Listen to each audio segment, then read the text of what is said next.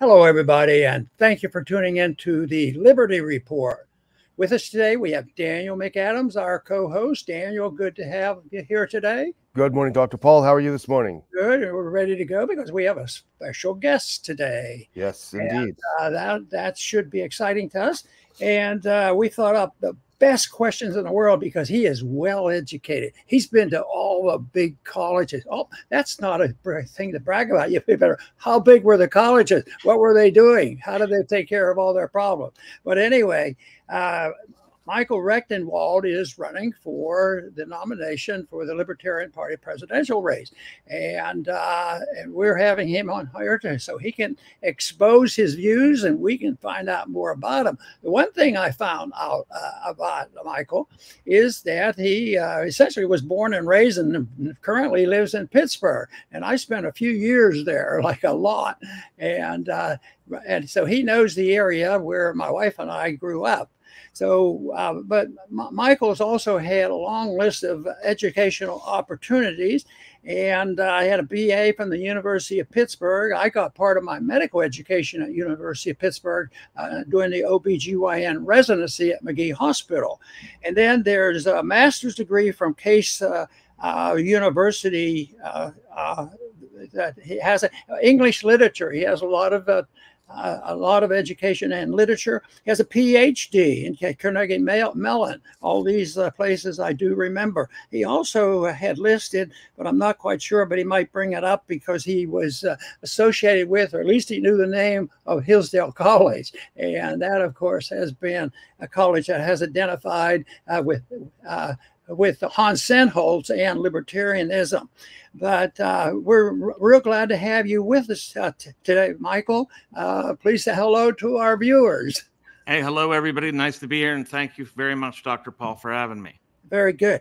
You know, since the thing that's in the news, I try to look at as many different things as I can. Our stuff, the libertarian stuff, and also I look at old-fashioned Main Street media. What are they doing?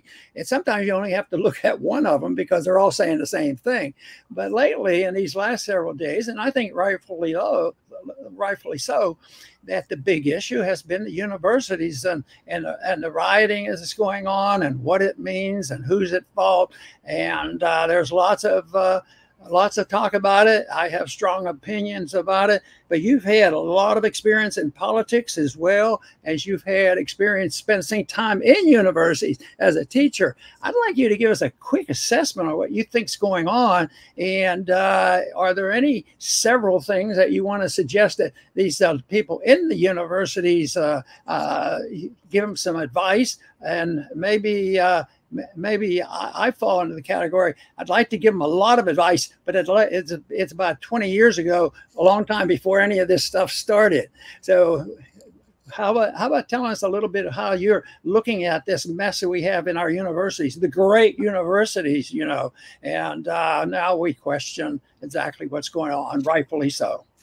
Yes, I mean, you know, a lot of these protests are really astroturf protests. They're funded by, you know, these billionaire philanthropists, and they have leaders that are being paid to do this. And listen, I support fully the right of students to protest, and but I noticed that in this case they're getting crushed by the police and by the university, whereas in the past, you know, during my tenure at NYU, for example, I never saw anybody come down on protesters when they were burning down buildings, threatening speakers, punching speakers, pulling their hair. But in this case, they're getting crushed by these by the university administration and the police. And I just think that they have a double standard here. And, you know, I wonder what that's about. But yeah, it's out of control in the sense that the university has been playing favorites, and it's had a specific policy that has endorsed various politics rather than being neutral, which I think it should have always been neutral politically, so that you have different views without endorsing one set of views or another. And unfortunately, they've been endorsing particular views. Right. Daniel, do you have a question or comment? Yeah, Michael. Well, first of all, thanks for coming on the show. We welcome you, and just tell our audience that we don't endorse candidates, but we want to get to know candidates.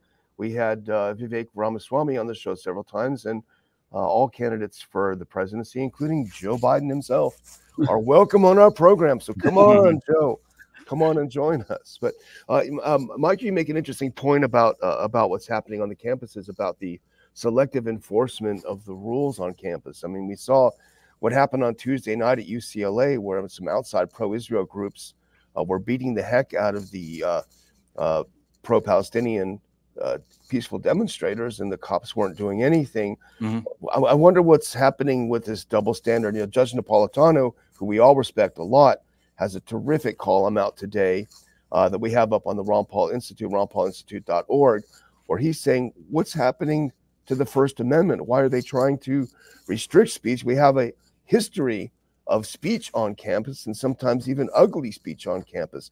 Why do you think all of a sudden now we're seeing such a crackdown?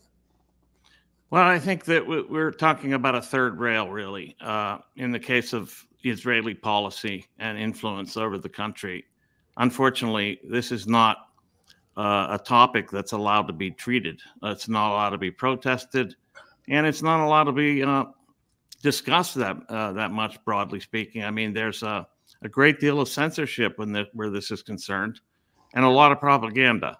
Of course, the state is issuing propaganda nonstop about this. And, I think the students have a perfect right to protest. I do think that they don't have a right to block ingress or egress or to physically assault people. And I don't think much of that is going on, frankly. They shouldn't be violating university policy. But the thing is, over the last 15 years, I would say, the students were doing all kinds of crazy things. I mean, even at myself at NYU, I got threatened. They threatened to kill me because I was criticizing some things about social justice as such. And then nothing happened to these people. Whereas, in this particular case, this is a verboten topic. Speaking of Judge Napolitano, he actually endorsed me as well. Michael, I want to mention something that I talk about, even though it's not practical in the sense that anybody's seriously considering it. But I like to see things in terms of what's it like when things are private and owned by the people versus once the government either has total indirect or direct control and they own it and everybody has to be served. And I see the university system especially very mixed up. And if we look at medicine, it's the same way. It used to be that medicine was private, and the main goal was to make sure the doctor-patient relationship was protected. But of course, we know that COVID literally has destroyed that, and there's a lot of problems like that. But do you have any thoughts on this? There's not a whole lot of really private universities, but there are some, or they lean that way. Yeah. Do you think that has given them some protection and without violation of civil liberties, and allowing them to do a little bit of policing on the people that are overreacting?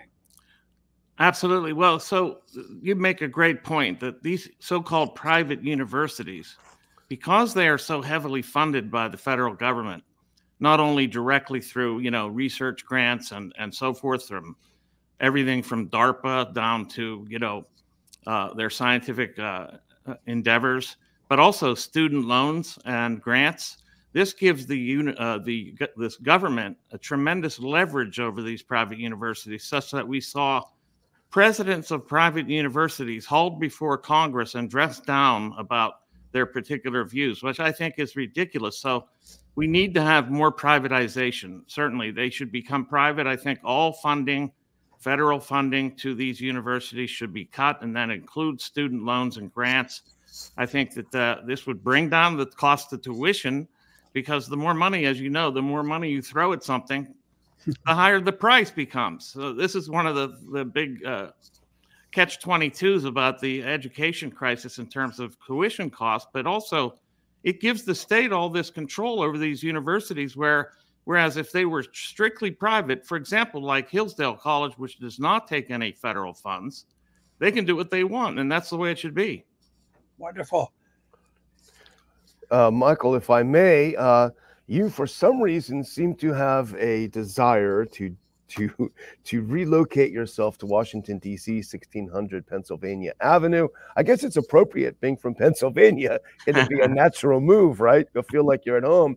But I thought we might dive into a couple things that you may be facing if by some way you're elected.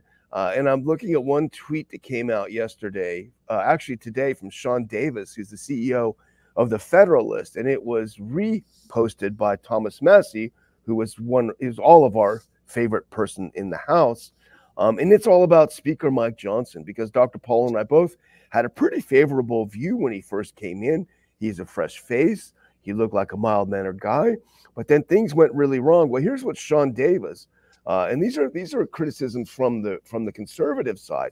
Sean Davis wrote, Mike Johnson responded to FBI corruption by giving them a new headquarters, to Biden lawfare by fully funding the Department of Justice, to border insanity by spending billions on migration assistance, to Hamas's attack on Israel by giving them a $9 billion earmark, and to college communism by enacting speech codes. He's the single most incompetent politician I have ever seen. That is pretty tough. But Yeah. What do you think is going on with Mike Johnson? Well, I think he's a Trojan horse. You know, they thought they were getting a gift, but it turns out that he's just embodying the same exact policies that he was supposed to be opposing. For example, this massive funding bill for Ukraine, Israel, and Taiwan, which is just an outrage. Nobody really wants this. I mean, there are a lot of people that want funding for Ukraine for some reason and Israel, but it's not the same people usually, which is another contradiction, you know, but he's rolled all this into one. And, you know, this is just par for the course, where you have this guy that's supposed to be a reformer, or at least to some extent trying to curtail the growth of the government. And instead he ends up bolstering it and doing the agenda that really, it seems to be what the regime demands. And he has seemingly no agency. He doesn't have any particular will. He just rubber stamps what the regime is looking for, and it's quite a charade to see him doing this since he got in under completely different auspices. You know, it's hard to analyze why, and I'm always asking why they do this. It doesn't make any sense. And for a libertarian, you know, when we look at this, it doesn't make any sense to us. And then you ask, why do they do this? And the question with Johnson is, did he become? Did he change his opinion and his mood? He gets in there, he's impressed with all this power structure and maneuvering that he actually thinks he has to become more practical in order to be realistic. Does that happen to him? I know this is opinions that we're looking for, but at the same time, some people might weasel their way in, and they believed it all along. They were just fibbing to us in order for them to get into a position where they can do more good for us. So I don't know which one it is, and I don't know if we could figure it out, but I think we have to be aware of both reasons that people do seem to change their minds. Well, you would know better than anybody about how to stand on principle within government, one of the few persons in American history to do so. But I would say that I would look at his funding, who has funded him. You know, I think they probably, I don't know this, but you would know as having been in there, that there's probably a carrot and stick type of incentive. You know, you do this and you'll get this. If you don't do this, you'll get that. And I'm afraid something like that is what's going on, but I'm only conjecture. Yeah, all right. Daniel? Let's move on to something that has really jumped to the headlines yesterday, Michael, and that is the passage of this Anti-Semitism Awareness Act in the House. And what I found fascinating is even I'm talking about the conservative, even the so-called professional conservatives, who all tend to be very pro-Israel. They have come out strong against this bill. I'm just going to read a couple of tweets about this.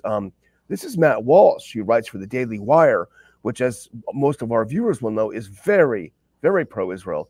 In fact, they just fired one of their top people because she was criticizing Israel. Nevertheless, here's what Matt Walsh said. He said the vast majority of Republicans just voted for a bill to criminalize criticism of the Israeli government. If this bill passes, you will be guilty of hate speech if you, quote, apply double standards to the government of Israel or accuse it of genocide. He continues, this is honestly one of the most insane pieces of legislation I've ever seen. Now, Representative Matt Gaetz, who's also very pro-Israel, he's from Florida, he voted against the bill, and here's what he said. This evening, I will vote against the ridiculous hate speech bill called the Anti-Semitism Awareness Act. He says anti-Semitism is wrong, but this legislation is written without regard for the Constitution, common sense, or even the common understanding of the meaning of words. He continues, the gospel itself would meet the definition of anti-Semitism under the terms of this bill. And he includes some screenshots of the bill and its legislation that shows that exact thing.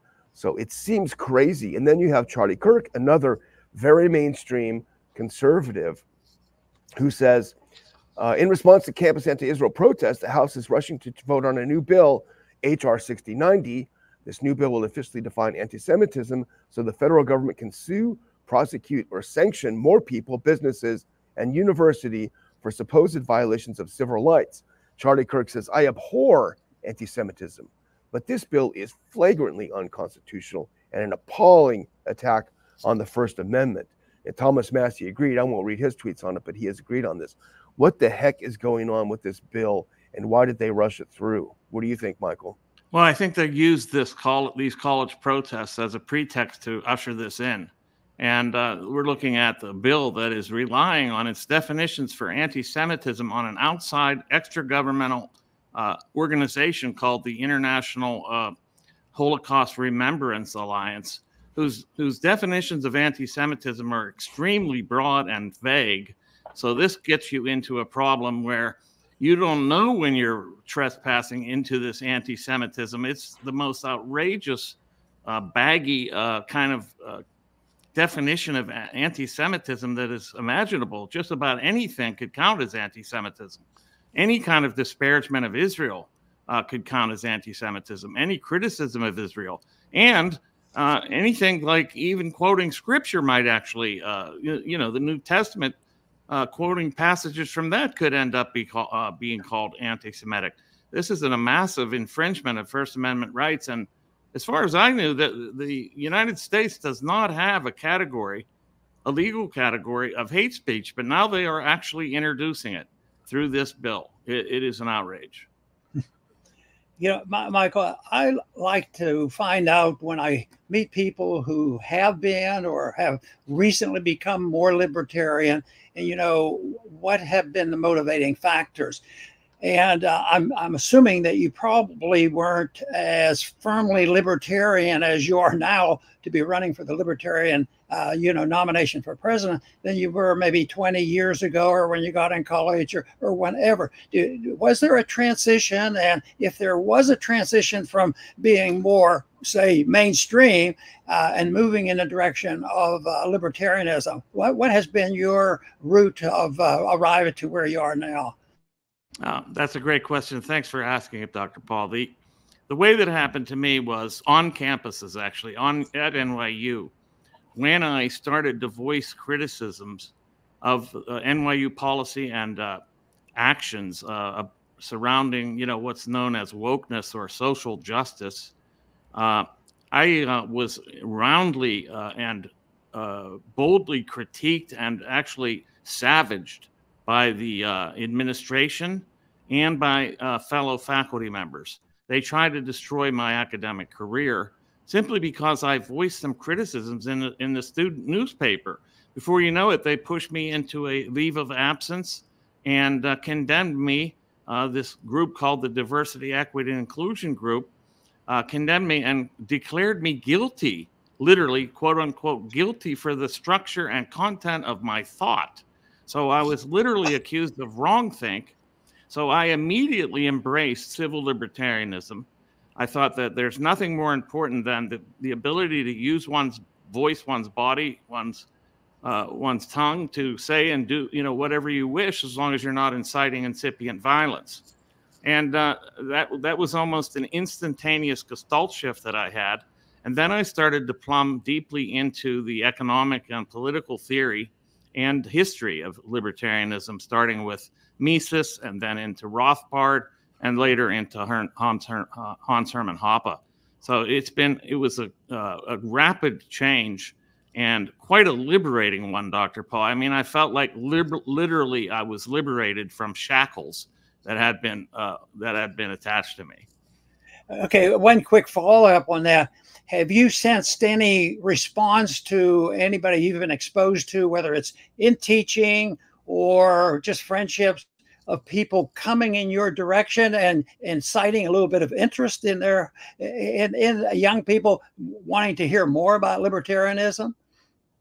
Absolutely. I noticed that, some people that were fellow travelers with me, and I was on the left, to tell you the truth, people that were fellow travelers with me on the left saw what I was going through and what the transformation that I was undergoing. And they actually followed me along this path. And similarly, my own sons have become staunch libertarians. And that's very exciting. Even my daughter, who was much more of a liberal type, when I told her that my platform is really anti-war, anti-state, and pro-freedom, she said, "I'm down with that. That sounds great to me." Good. That's great. Converting the family too. That's fantastic.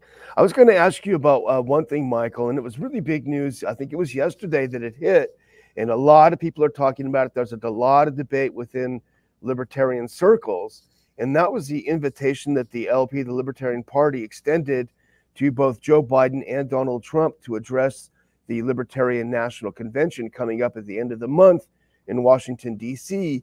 And the news apparently yesterday that Donald Trump has accepted an invitation to speak at the national conference. What are your thoughts on it? What do you think? Good idea? Bad idea? Well, I think it's actually a brilliant idea. It gets the Libertarian Party exposure that it would not otherwise have gotten in the media.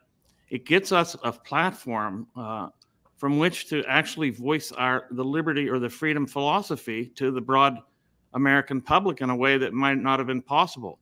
It also gets us on the stage. At least one of our candidates, hopefully me, will be on the stage with Donald Trump challenging him about his policies. Now, some of the party has been reacting quite histrionically, I think, and condemning the whole thing as if they have kind of Trump derangement syndrome. I think it's a good thing if we handle it well and use it as a vehicle to get our principles and our vision across to the American public. I think it's a great opportunity. Wonderful. I think we have a lot to be grateful for, even though mainstream media and the television and what comes out of our government, it all is so bad. And it sounds like, well, at least 98% of the people agree with these people. But I think that the more you search and look for the people you have talked to and have influence, and you look at what the Mises Institute has done, and we'd like to take a little bit of credit from the Liberty Report, that I don't come across as being, all that pessimistic, scared to death at times because it's so dangerous. But I look at all of history, and all of a sudden, there's been a lot of ups and downs with the desire to seek out and find truth. And I think that's the main goal that we have, is trying to figure it out. And that's what happens in politics, because in Washington, if there's a disease up there and they all catch it, and that's almost all of them, and that's called nihilism. They said, don't waste your time on trying to figure out what is true and right. There's no way of knowing it. Well, I happen to reject that. So I think it is pretty nice that you're very much involved, and I'm delighted with you. And what about your long-term thinking? Outside of what you're doing immediately, can you find some of the optimistic things and say, we're making some inroads. Just be patient, and we are doing some good out there. Absolutely. So I say to those people, listen, they also serve who only stand and wait. And that's to quote John Milton. Stand by. We're not done yet. We still have time. And as long as we have a modicum of liberty, we can always work to expand it. As long as we're living and breathing, there is no sense of hopelessness that we should succumb to. So I share your sense of, rejecting pessimism and nihilism, and it's just the easy way out. Nihilism is it's a cop-out. I think it's necessary to stand and fight and to continue to spread the message of freedom, the freedom philosophy, inclusive of the free market, individual liberty, and so forth. So I really appreciate that you maintain such an optimistic, or at least, you're positive about the prospects and the possibilities for change. And that actually encourages me quite a bit. Oh, that's wonderful. And I think that there is reason for us to continue, because the other option is so bad. And I think it is worthwhile, obviously. And one thing I like to see is people, when we have our own conferences and different conferences that we have, and most of the time the people, enjoy being together and like-minded people. So I think there's every reason to, look at it on a positive side, because the negative side isn't as much fun. So I think this is great. But Michael, before we go, I'd like you to go ahead and see if you can get some people writing down your address and putting it in their computer and getting in touch with you.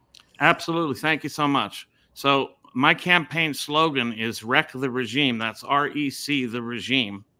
And so my campaign website is wrecktheregime.com.